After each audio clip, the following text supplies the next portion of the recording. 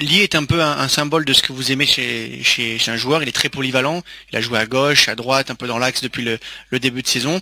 Est-ce que quand il y a un joueur aussi polyvalent, il y a un poste dans lequel vous préférez le faire jouer? 안녕하세요. A매치 기간을 마치고 오랜만에 돌아온 풋볼레로 JK입니다. 중동 원정으로 치러진 대표팀의 아시아 최종 예선 2경기 어떻게 보셨나요? 긴 말은 하지 않겠습니다만 대부분 비슷한 생각을 하셨을 겁니다. 6경기에서 4승 2무, 나쁜 성적은 아니긴 하죠. 근데 B조 최약체인 팔레스타인에게 2경기 모두 무승부를 거뒀다는 건 좀 그래요. 하고 싶은 말은 많지만 대표팀에 대해서는 말을 아끼도록 하죠. 이제 내년 3월까지는 대표팀 경기 일정이 없습니다. 본격적으로 각국 리그와 국제대항전이 달아오르기 시작하는 시기인데요. 이강인 선수가 소속된 파리의 현 상황을 요약하자면 리그에서는 맑음, 챔피언스 리그에서는 흐림이 되겠네요. 리그에서는 내용과 기록 2마리 토끼를 모두 잡으며 이미 2위와 승점 6점 차의 편안한 리그 선두를 달리고 있습니다. 이번 주말 경기 상대는 툴루즈. 현재 리그 11호 큰 위협이 되는 팀이라고 볼 수는 없습니다만 지난 시즌 파리를 상대로 유독 강한 모습을 보여준 바 있습니다. 2라운드에서 1대1 무승부를 거뒀고 33라운드에서는 파리의 홈 경기였음에도 불구하고 1대3으로 툴루즈에게 승점 3점을 내어준 바 있습니다. 상대 전적 1무 1패로 파리 입장에서 껄끄러운 상대입니다. 화요일 저녁 요르단 암만에서 경기를 치르고 파리로 이동한 이강인 선수 입장에서는 현지 시간으로 금요일 밤 경기가 부담스럽기는 합니다만 다음 주 파리 입장에서는 정말 중요한 승부처인 뮌헨 원정을 떠나야 하는 만큼 차라리 리그 경기를 하루라도 빨리 마치는 편이 낫습니다.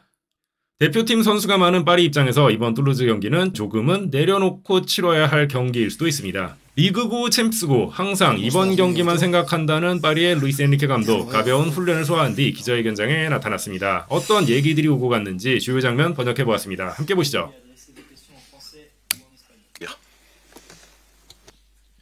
Bonjour coach, tout au fond, Arthur Perrault RMC. La dernière fois qu'on vous a posé la question sur l'état de santé de Gonzalo Ramos, vous nous avez dit qu'il reviendrait le 25, mais vous ne saviez pas de quel mois. Lundi prochain on est le 25, est-ce que Gonzalo Ramos sera opérationnel et capable d'être titulaire avec le PSG? Merci. C'était le 25, oui, ce sera quelques jours. Il est dans la période finale de son rétablissement. Quand est-ce qu'il sera disponible? Je ne le sais pas. Je le verrai à l'entraînement. Il est très bien déjà. Il s'entraîne avec le groupe au même rythme que les autres. Il ne manque que d'affiner pour qu'on le voit s'entraîner dans les conditions nécessaires et il puisse participer. Lui comme Lucas et Kimpembe sont dans ce procès. Bonjour, Philippe Sanfranche pour RTL. Quand vous retrouvez vos nombreux internationaux après un rassemblement, est-ce que vous estimez que le fait d'avoir entendu d'autres méthodes, d'autres schémas tactiques à travailler, ça les enrichit? Ou est-ce qu'il y a nécessité de les remettre dans votre formule à vous, que ça les perturbe parfois d'avoir travaillé d'autres manières? Il est difficile. Je suis très chanceux parce que j'ai été sélectionneur. J'ai entraîné dans des clubs, après sélectionneur, et maintenant j'entraîne dans un club. Je sais le temps qu'un sélectionneur a pour transmettre une idée. C'est très difficile. Il faut être très très bon pour transmettre une idée en équipe nationale. Qu'est-ce que je veux dire par cela?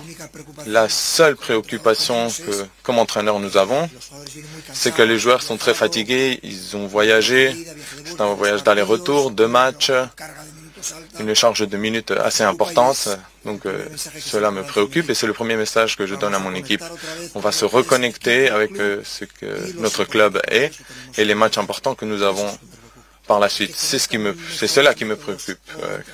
S'ils vont connaître de meilleurs entraîneurs ou de méthodes meilleures ou pires, ça c'est la vie d'un footballeur, d'un bon footballeur, et il doit savoir s'adapter à de différents entraîneurs. Quelques-uns seront meilleurs, quelques-uns seront moins bons. Si vous êtes un bon joueur, vous jouez avec les meilleurs entraîneurs, avec les moins bons. C'est cela mon opinion. Bonjour Luis Enrique, Loïc Tanzi pour l'équipe.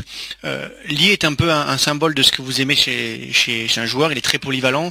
Il a joué à gauche, à droite, un peu dans l'axe depuis le début de saison. Est-ce que quand il y a un joueur aussi polyvalent, il y a un poste dans lequel vous préférez le faire jouer?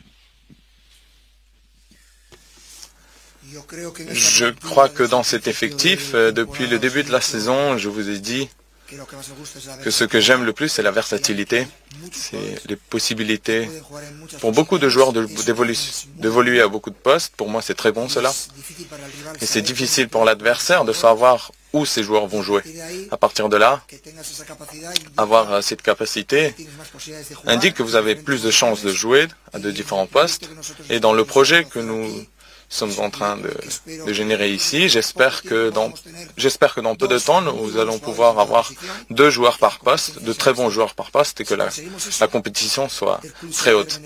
Si nous réussissons à faire cela, le club va se bénéficier, l'équipe va se bénéficier. Peut-être que ces joueurs vont jouer moins que ce qu'ils espèrent, mais voilà le chemin dont on marche. Bonjour Louis. Quel regard vous portez sur l'équipe de Toulouse? C'est une équipe qui reste sur 3 succès consécutifs. Et à quoi vous vous attendez par rapport au match qui vous attend justement demain? Merci.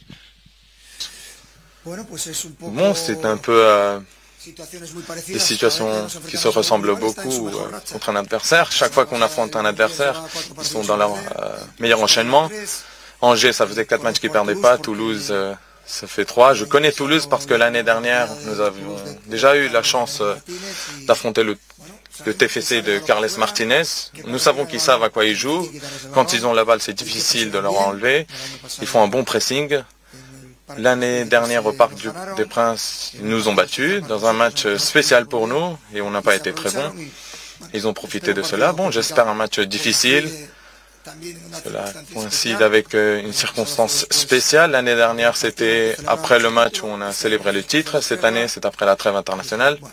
Bon, nous allons essayer d'être à un bon niveau parce que sinon, je suis sûr qu'ils vont nous créer des problèmes. Merci. 파리와 툴루즈의 리그왕 12라운드 경기는 한국 시간으로 11월 23일 토요일 새벽 5시에 열립니다. 저는 경기 후 영상으로 돌아오겠습니다. 오늘 영상은 여기까지입니다. 시청해주셔서 감사합니다.